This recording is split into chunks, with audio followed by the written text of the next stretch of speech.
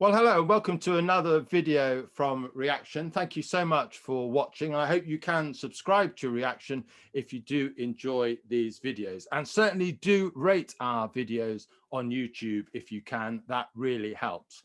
And if you didn't like these videos, please forget everything that I have just said and certainly do not rate our videos. But today I'm really delighted to be joined by Tom Tugendhat MP. And Tom is the chairman of the Foreign Affairs Select Committee of the House of Commons. He's a good friend, and I'm really grateful, Tom, for you joining me now. It's lovely to have you. Tom, we've just had the first big round of diplomatic meetings really since the pandemic. We've had the G7 summit in Cornwall, and we've had President Biden meet President Putin.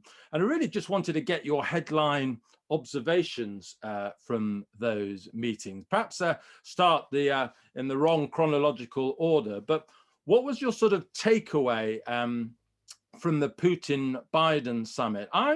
I got the impression, and some of the background briefing suggests this as well, that Biden is almost trying to neutralize the Russia thing, to stabilize it, so that he can focus on what I think it probably is the most important goal of Western foreign policy at the moment, or should be, which is facing up to China. Is that a reading that you approximately share, or something different? No, I think that's about right. And I think the reality is that the Biden meeting was the first of a US president not to attempt to reset. It really just took Putin for who he is, for what he's been doing, destabilizing Eastern Europe, attempting to murder various people across the world, and just dealt with him straight, frankly.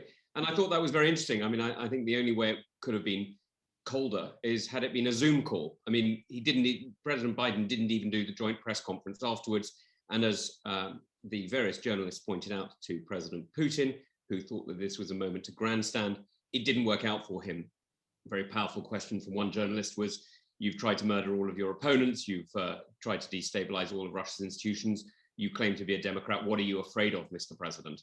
And it was quite clear that Putin didn't have an answer. Now, the reason for that, of course, is that very sadly, Russia, a great country that should be fundamentally part of the international community as an addition to all the wonderful things that it's given to us in the past, should be adding in science and technology and arts and culture.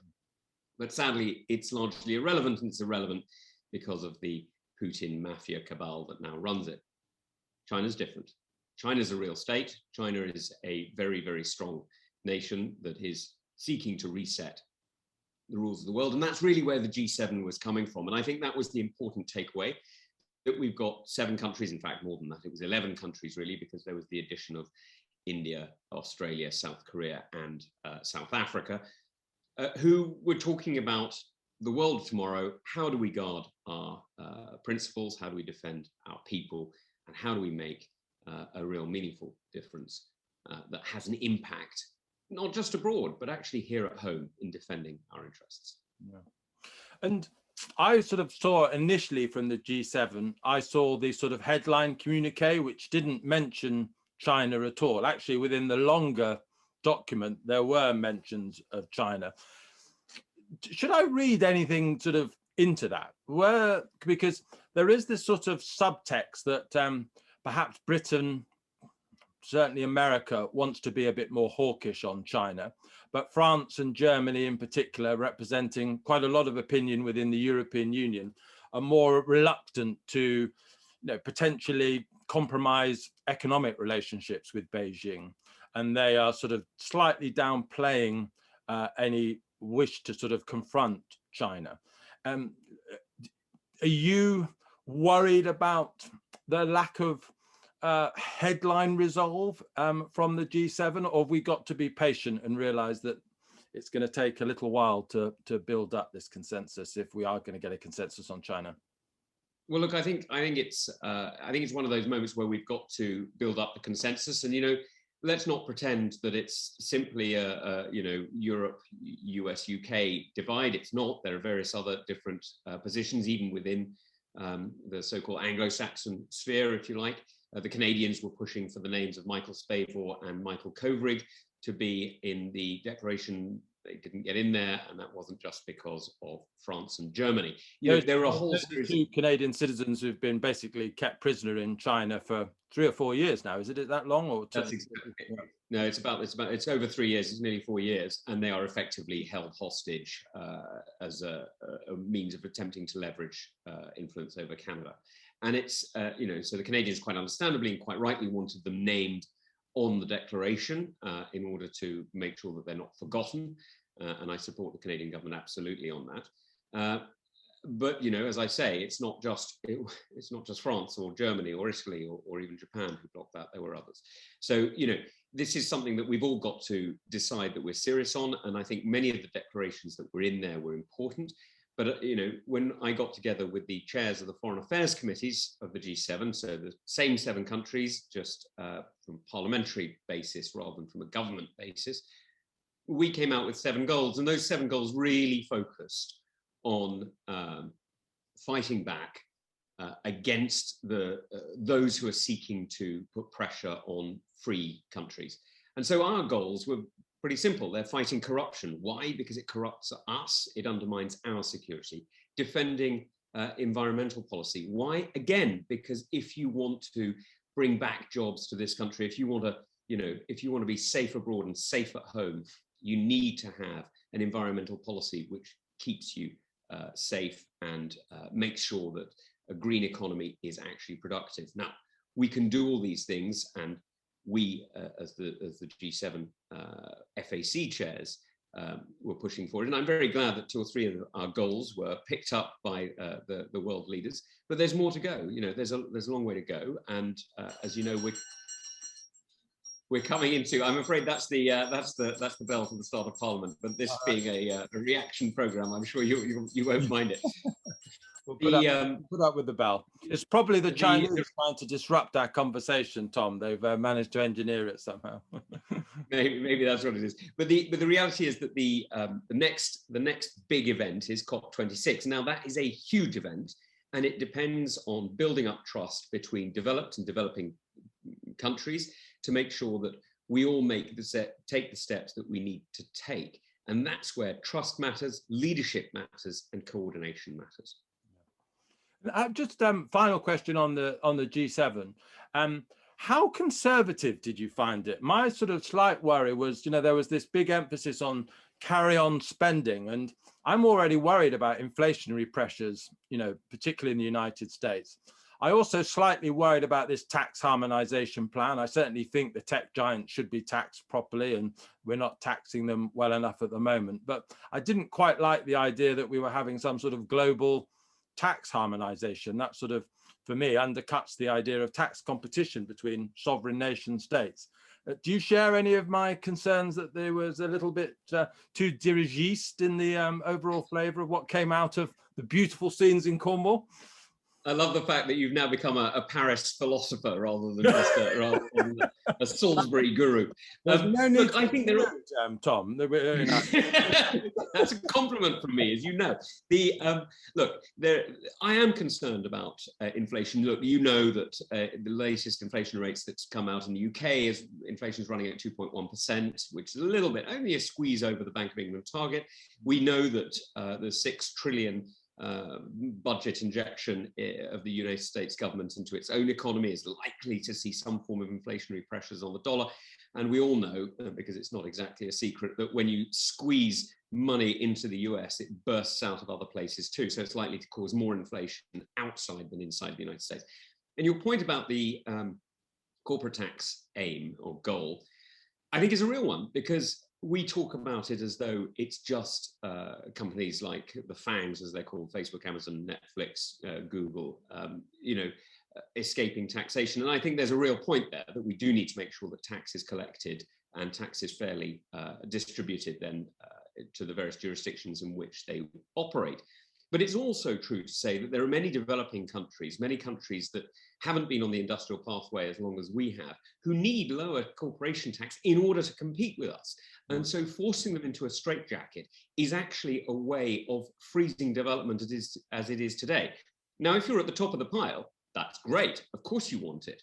If, however, you are in an economy that is rapidly industrializing or is improving its infrastructure in order to one day see the prosperity that we've seen, then this sort of taxation straitjacket, this sort of fiscal harmonization, as it's called, is actually a way of constraining you. And we've got to ask ourselves, should we be looking to hobble those of us who are running against us in the race, or should we be simply looking to run faster? My argument is you shouldn't pass laws that try to hobble your enemies. You should pass laws that seek to make you go faster.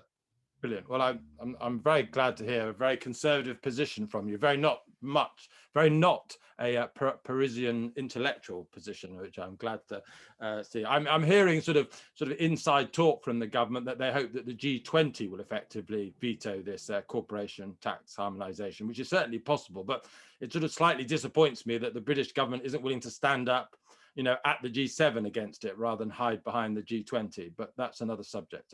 Final question for you before I let you get on with your day, Tom. But where are we on the aid budget fight? I congratulate all of you rebels on what you've done so far in the parliamentary party, because I was never convinced that when the government said that this aid cut would be temporary, that it would be temporary. I think they had every intention of keeping it at 0.5%.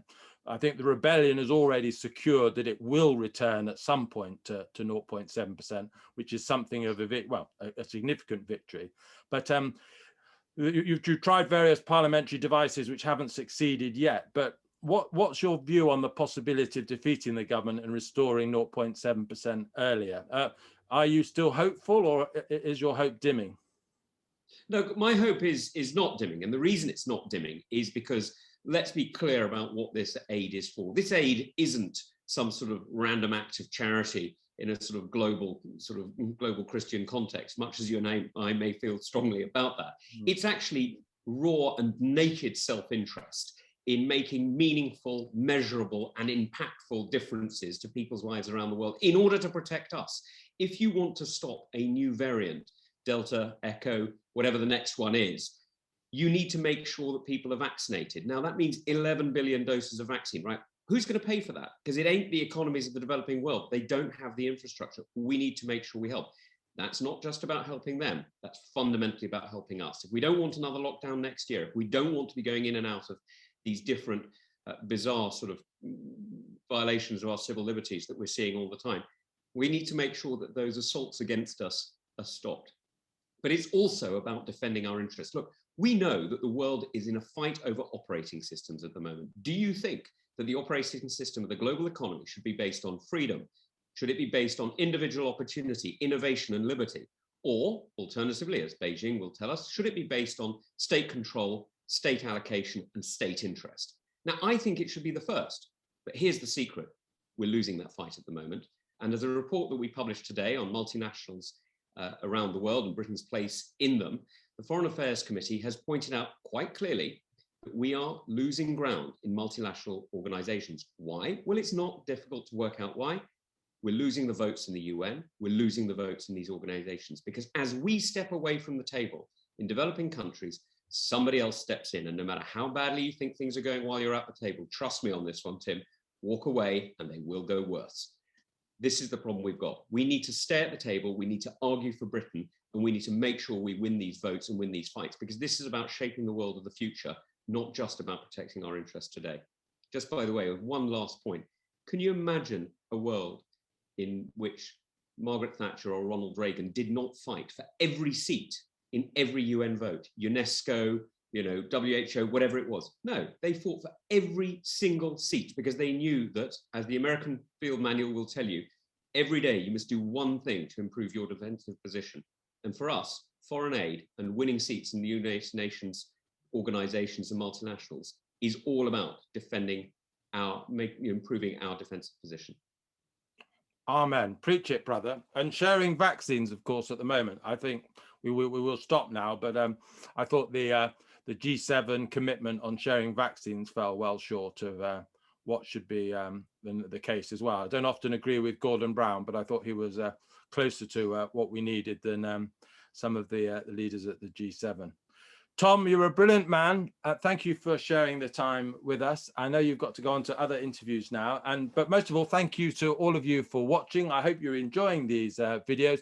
Do have a look at our YouTube account. There's one of me yesterday talking to my colleague Maggie, debating the advertiser boycott of GB News and the implications of that. So do have a look at that. But most of all, please do subscribe to Reaction. But for now, thank you, Tom, and goodbye. Thanks, Tim.